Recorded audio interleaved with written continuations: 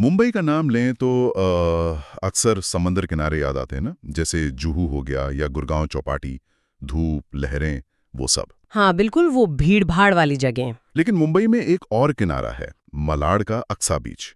ये भी काफी पॉपुलर है, यहाँ भी बहुत लोग आते हैं। सही बात है, पर आज हम अक्सा की लहरों की बात नहीं करेंगे। नहीं, आज हम बात कर रहे हैं कुछ ऐसी कहानियों की जो शायद थोड़ी अनसुनी हैं और सच कहूं तो थोड़ी सिहरन पैदा करने वाली भी। बिल्कुल, अक्सा बीच की अपनी एक पहचान तो है, पर साथ ही जुड़ी हैं कुछ ऐसी किंवदंतियां, कुछ रहस्यमयी बातें जो ज्यादा सामने नहीं आती। हाँ, तो आज की हमारी ये जो पड़ताल है, ये इसी अक्सा बीच और इससे जुड़ी एक खास थोड़ी अंधेरी कहानी पर है। एक कहानी जो शायद पानी के गहरे डर को और बढ़ा दे। और ये जानकारी, जैसा आपने बताया, ये स्थानीय लोगों की बातों पर, वहाँ की जो कहानियां चलती हैं उन पर और एक खास किस्से पर आधारित है। हाँ, तो हमारा मकसद है अक्सा बीच की इस मिस्ट्री को समझना, खासकर वो जलपरियों वाली बात और प्रतीक नाम के लड़के के साथ जो हुआ, उसको समझने की कोशिश करना, जैसा कि स्रोतों में बताया गया है। तो चलिए शुरू करते हैं। सबसे पहले समझते हैं कि ये किंवदंती है क्या। स्रोत बताता है कि अक्सा बीच के कुछ हिस्से हैं, खासकर जहां मछुआरे अपनी नाव वगैरह रखते हैं। हाँ, वो एरिया जो आम लोगों के लिए शायद बंद रहता है। हाँ बिल्कुल, वो प्रतिबंधित इलाके। कहा जाता है कि वहां रात के अंधेरे में कुछ अजीब होता है। स्रोत कहता है कि वहां जलपरियां हैं। जलपरियां? ये सुनते ही तो वो खूबसूरत जादुई सी तस्वीर दिमाग में आती है। लेकिन यहीं पर कहानी थोड़ी डरावनी हो जाती है। स्रोत साफ कहता है कि ये वो परियां नहीं है जो हम फिल्मों कार्टून में देखते हैं। अच्छा, तो फिर कैसी? देखिए, इसमें थोड़ा कंफ्यूजन है स्रोत में। एक जगह कहा गया है कि ये साधारण मछली की तरह दिखती हैं। मछली जैसी? ये तो बिल्कुल अलग बात हुई जलपरी की इमेज से। हाँ बिल्कुल, लेकिन फिर दूसरी तरफ एक जिक्र ये भी आता है कि ये आधे शरीर से नंगी होती हैं, कोई कपड़े नहीं पहनती, और शायद इसी तरह वो इंसानों को, मर्दों को अपनी तरफ खींचती हैं। तो दिखने में थोड़ी अस्पष्टता है। ये तो विरोधाभासी लग रहा है। पर उनका तरीका क्या है? वो करती क्या है? तरीका ज्यादा भयानक बताया गया है। स्रोत के मुताबिक ये अपनी आवाज से या शायद अपने रूप से इंसानों को लुभाती हैं, उन्हें समंदर में गहरे पानी की तरफ खींच कर ले जाती हैं। ओके। और जब इंसान उनके जाल में फंसकर बहुत दूर पहुंच जाता है तो उसे डुबोकर मार देती हैं। मार देती हैं? और बात यहीं खत्म नहीं होती। स्रोत कहता है कि वो उन्हें चीर कर खा जाती हैं। बाप रे, ये क्या है? ये तो बहुत ही भयानक है। लुभाना, डुबोना और फिर खा जाना, ये तो बिल्कुल शिकारी वाला बर्ताव हुआ। हाँ बिल्कुल, एक प्रेडिटर जैसा। क्या स्रोत में ये बताया गया है कि ये कब से हो रहा है या कितनी आम बात है ये? स्रोत इस पे ज्यादा डिटेल नहीं देता कि ये कब से चल रहा है, पर ये इशारा करता है कि वहां के मछुआरा समुदाय में इस तरह की बातें या शायद एक डर मौजूद है। अच्छा। और इसी बैकग्राउंड में प्रतीक की कहानी आती है, जो इस लेजेंड का एक बहुत ही ट्रैजिक, दुखद उदाहरण बन जाती है। हाँ, प्रतीक की कहानी बताएं उसके बारे में। वो कैसे जुड़ता है इससे? प्रतीक, जैसा आपने शुरू में जिक्र किया था, एक मछुआरे का बेटा था। उम्र कोई 20-21 साल रही होगी और अक्सा बीच के पास ही रहता था वो। ठीक है। उसका रोज का काम था रात में अक्सर 10 बजे के बाद अपने पिता की नाव की रखवाली करना। आमतौर पर वो दोस्तों के साथ होता था। एक नॉर्मल सी जिम्मेदारी। बिल्कुल, लेकिन एक रात कुछ अलग हुआ। प्रतीक नाव के पास अकेला था। उसके दोस्त उस रात आए नहीं थे अभी तक। किनारा बिल्कुल सुनसान, बस लहरों की आवाज। तभी अचानक उसे समंदर की तरफ से किसी लड़की के चिल्लाने या रोने जैसी आवाज सुनाई दी। रात के वक्त समंदर से? हाँ, और जब उसने ध्यान से देखा तो दूर पानी में उसे कोई इंसान जैसा, शायद एक लड़की का शरीर जैसा कुछ तैरता हुआ भी लगा। ओह, आधी रात समंदर में लड़की की चीख और एक तैरता शरीर, ये तो किसी को भी डरा देगा। उसने क्या किया फिर? जाहिर है वो पहले तो घबराया होगा, पर शायद मदद करने का सोचकर फौरन अपनी छोटी नाव लेकर आवाज की तरफ चल पड़ा। पर यहीं से चीजें और अजीब होने लगीं। जैसे ही वो उस जगह के थोड़ा पास पहुंचता, आवाज थोड़ी और दूर से आने लगती। अच्छा, जैसे कोई इसे बुला रहा हो आगे? हाँ बिल्कुल वैसा ही, जैसे कोई जानबूझकर उसे गहरे पानी की तरफ खींच रहा हो। ये तो बिल्कुल उसकी वंदंती जैसा पैटर्न लग रहा है, आवाज से लुभा कर दूर ले जाना। सही कहा। प्रतीक आवाज का पीछा करता रहा और किनारे से काफी दूर गहरे पानी में पहुंच गया। और वहां वहां कुछ नहीं था, ना कोई लड़की ना कोई और। अब उसे सच में डर लगने लगा। उसे समझ आ गया कि कुछ बहुत गलत है। हाँ, इतनी दूर गहरे पानी में अकेला। आखिरकार उसने हिम्मत जुटाई और नाव वापस किनारे की तरफ मोड़ ली। शुक्र है, वो सुरक्षित वापस आ गया। फिर उसने किसी को बताया? हाँ, सुबह होते ही उसने सारी बात अपने माता पिता को बताई। पूरी घटना, आवाज, वो तैरती हुई चीज, सब कुछ। उसने सोचा होगा कि वो लोग भी हैरान होंगे। और उनकी क्या प्रतिक्रिया थी? उनकी प्रतिक्रिया शायद प्रतीक की उम्मीद से अलग थी। वो हैरान कम, चिंतित ज्यादा लगे। ऐसा लगा जैसे उन्हें पहले से कुछ अंदाजा हो। मतलब? प्रतीक के पिता ने उसकी पूरी बात सुनी और फिर कहा कि बेटा, वो किसी लड़की की आवाज नहीं थी, वो जल परियों की आवाजें थीं। सीधा जल परी बता दिया? हाँ, और उन्होंने वही दोहराया जो किंवदंती में कहा जाता है कि ये सुंदर नहीं होती, मछली जैसी होती हैं और इंसानों को खींचकर मार डालती हैं और खा जाती हैं। पिता का सीधा इसे जल परियों से जोड़ना। हाँ, प्रतीक ने क्या कहा? उसने मान लिया 20-21 साल का लड़का है शायद।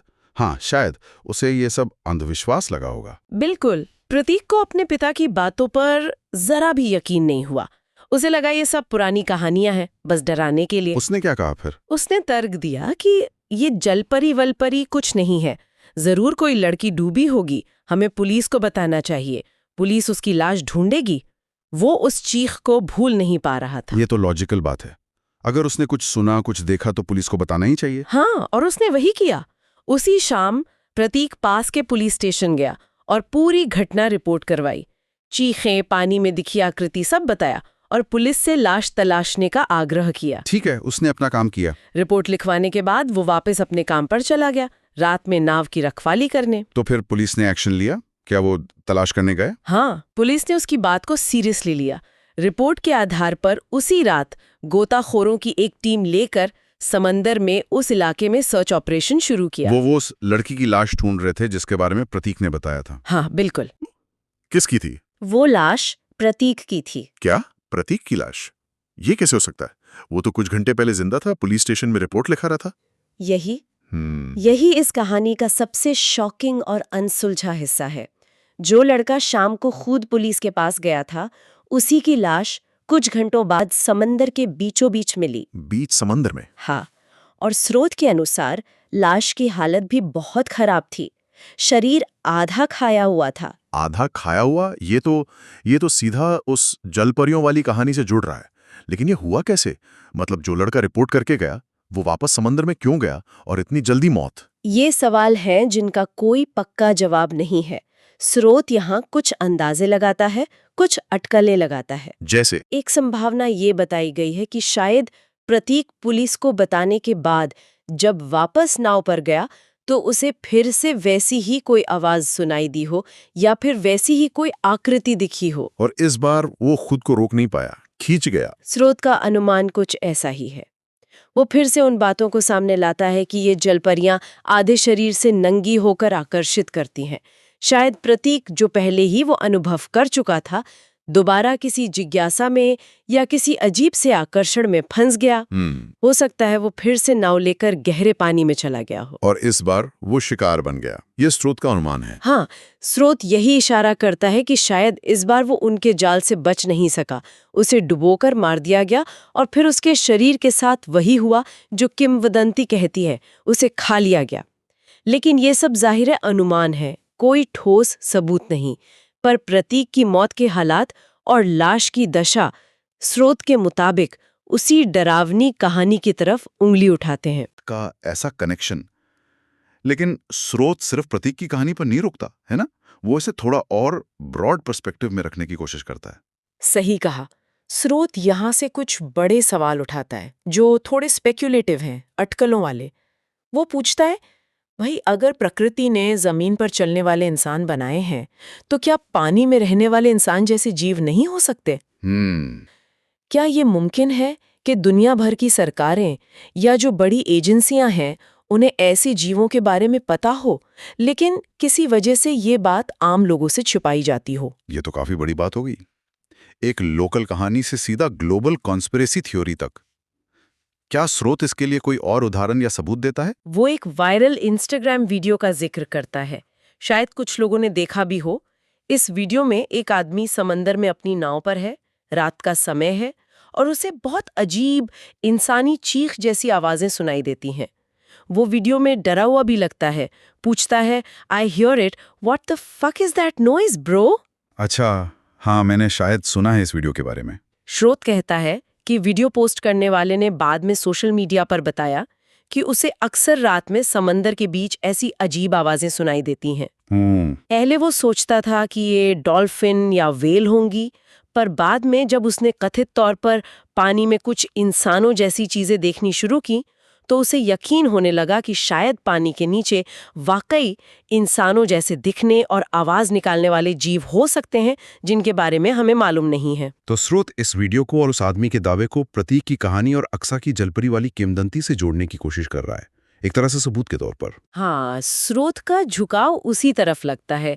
वो इन अलग अलग किस्सों को एक साथ रखकर ये संभावना जताता है कि शायद इन कहानियों में कोरी कल्पना से ज्यादा कुछ हो।